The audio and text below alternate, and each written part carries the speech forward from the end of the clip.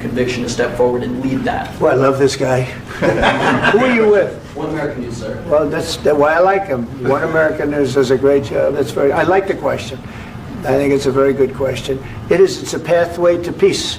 It's a pathway to getting something solved.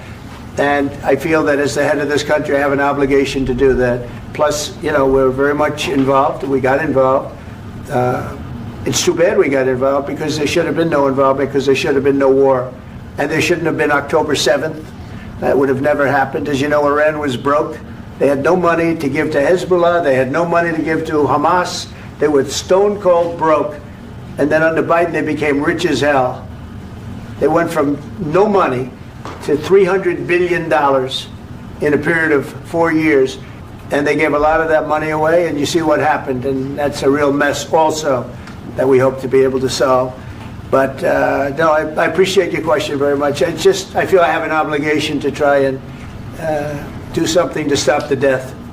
If I can answer. Yes, if I can answer. Please, sorry. Please. And I do like your clothing, by the way. Yeah, really? Even though I think he's a great guy, by the way. But I don't know if you two like each other. But you know what?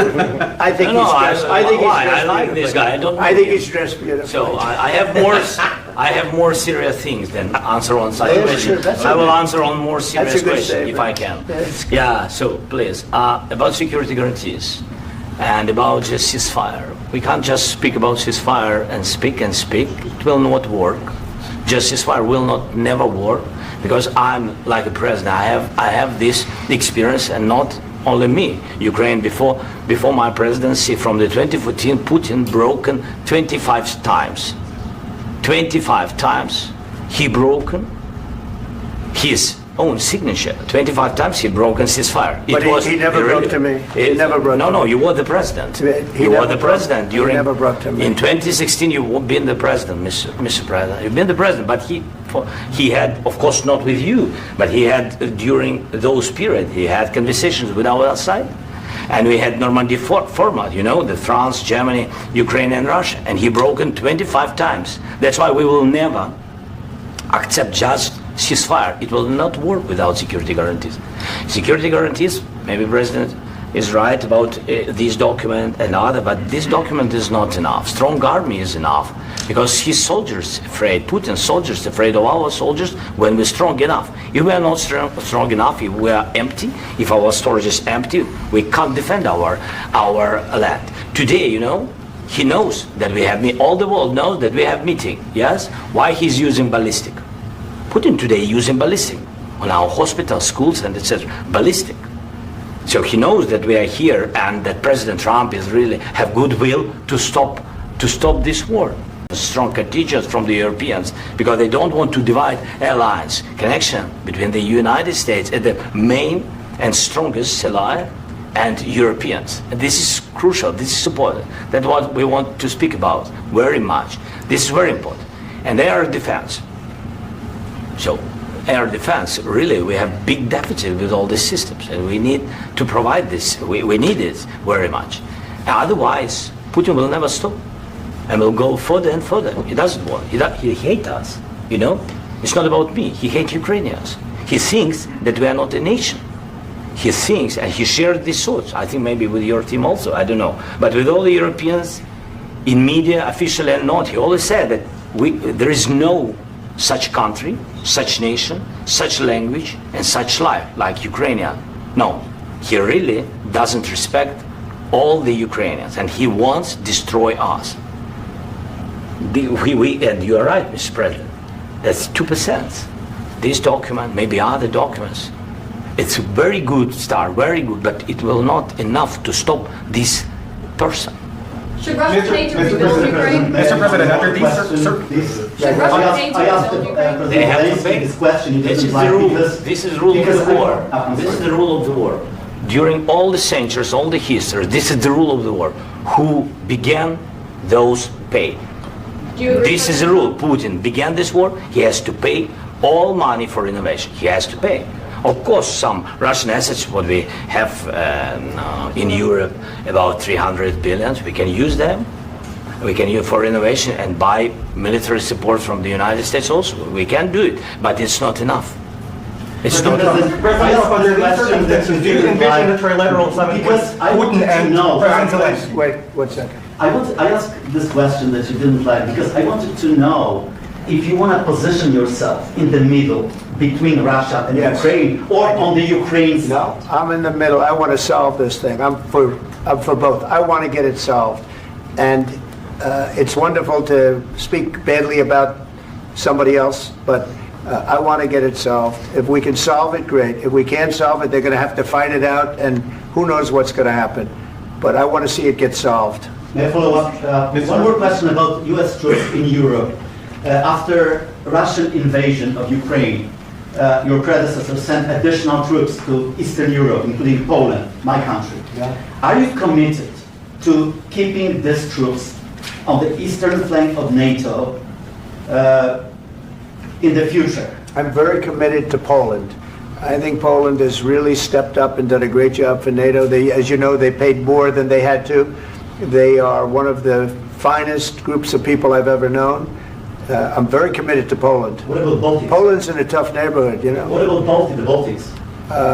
The Baltics, they got a lot of, it's a tough neighborhood too, but we're committed. We're going to be very committed, and we're committed to NATO.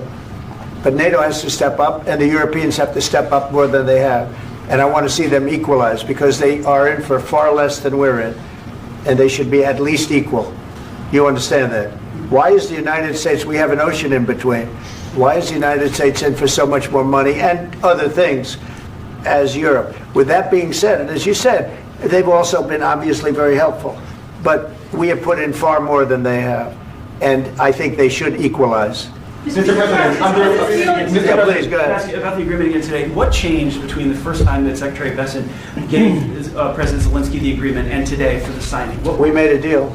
So what was the I'm just- deciding factor? I'm a business person. We made a deal. That's what changed. Along with President, mineral- I didn't think we were going to make a deal, and we ended up making the deal, so that changed. Mr. President, what and how do you envision a trilateral summit with President Zelensky and Putin? I don't know, under but these it's, well, they circumstances? don't like each other. I can tell you that. Okay? They do not like each other. This is not a love match, and it's unfortunate. That's why you're in this situation.